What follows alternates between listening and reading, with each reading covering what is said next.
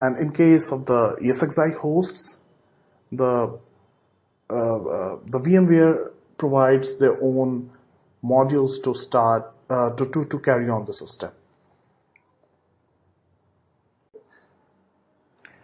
In this slide, we have a playbook which uses switch as the state, and running this playbook essentially switches the direction of the migration relationship, making the target volume primary.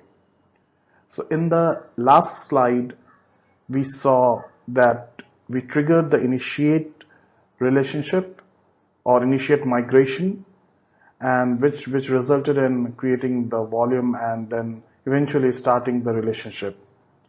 So after some time, depending on the size of the volume, the relationship would reach a synchronized state and would be the candidate for the switch. So in the diagram, we can see that we have, as explained in the last few slides, we have the two clusters in partnership, and we have the primary and we have the existing volume as primary and target volume as secondary at this point of time, and it is now synchronized. Now at this point of time, we will switch the direction, and once we trigger the switch, we can see that the target volume becomes primary and is available for input-output operations.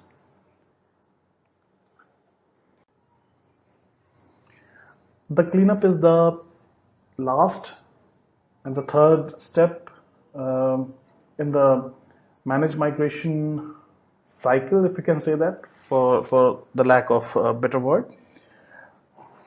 So what exactly is happening in this situation is that we have a playbook where we have the state as cleanup, and we have specified the source volume which we want to get rid of, because at this point of time we have the situation where we have migrated the content, migrated the data on the target volume, and the host is able to do input-output operations on the target volume.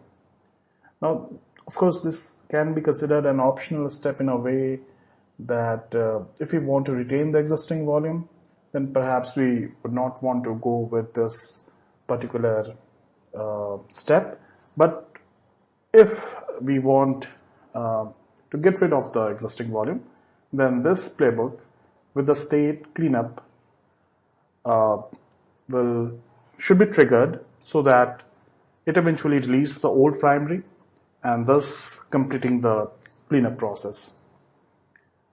Now that is all about the managed migration module, and now we can move to the demo of the flash copy module. Thank you. Hello everyone, my name is Shilpi. So today we will be demonstrating our flash copy Ansible module.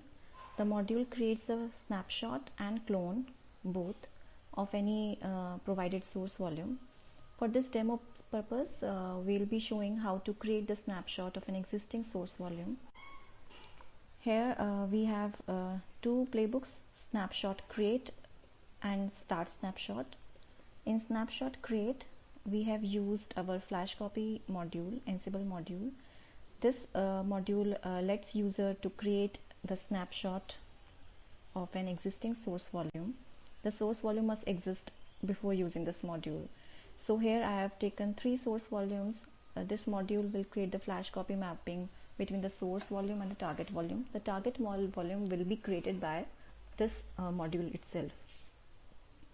Here if you see copy type, I have written a snapshot because I want to create the snapshot. The details of all the parameters used in this module can be found in the Ansible documentation. Here I have used the variables like name snapshot, source volume, target volume. All these variables are defined in the variable file that I will show you just now. This is the variable file. So these contain all the variables that I will be using in my playbooks. The other playbook is start snapshot. So this is using another Ansible module, which is starts.flashcopy. This module will start the copying, as the name suggests itself. So it will copy the content of the source volume to the target volume and will create the snapshot. So I'll show the demo. Before that, let me show you that the flash copy does not exist, and LSV disk, if we see that source volumes are already created, target volumes are not there.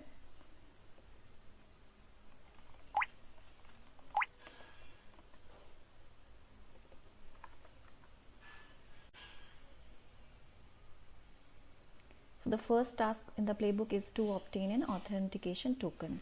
The same token you can pass to the successive task, and it will be used by all other successive tasks. So here it is creating the snapshot for source volume 1, for source volume 2, and now the source volume 3. Okay. So here you see change is equal to 1 because there were two tasks in our playbook. The first task was to obtain the authentication token, and second task was to create the flash copy mapping. So the only task that has done any configuration changes on the storage was creating the flash copy mapping. So here it is change is equal to 1 is shown. So we can show on the GUI also. You see these three source volume were already there. Now 3 more volumes have been created: target vol 1, target vol 2, target vol 3. These 3 are the target volumes created for this flash copy mapping. So the name I have chosen as source with prefix source and target. You can choose any other name. If we go here also, so there are 6 volumes already. And if we do listing of the flash copy mapping, so these 3 mappings are there.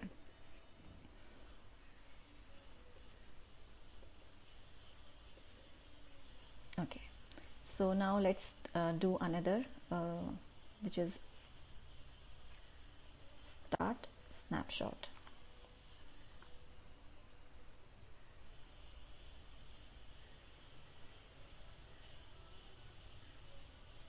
So the copying part has been started.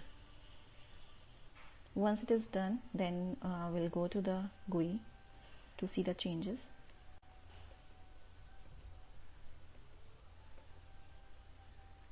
So the progress is 0% right now. Wait for a few seconds and it will show the progress.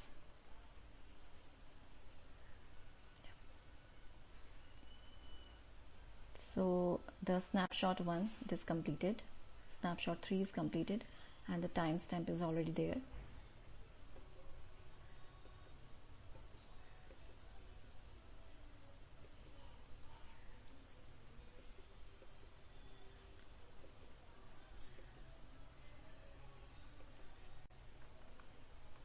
Okay, so the next part of this demo is to use the variable file. So here you see that we have created 3 different flash copy mappings, 3 different target volumes of 3 existing source volume, and we have copied the content. So like this, I don't know why this is not getting completed. We can see it later on. The next part is to create the another snapshot at different time interval.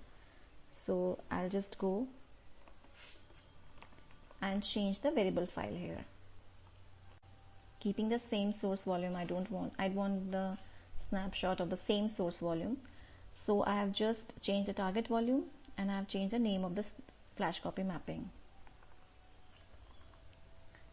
So we'll again create the flash copy mapping for the same source volumes.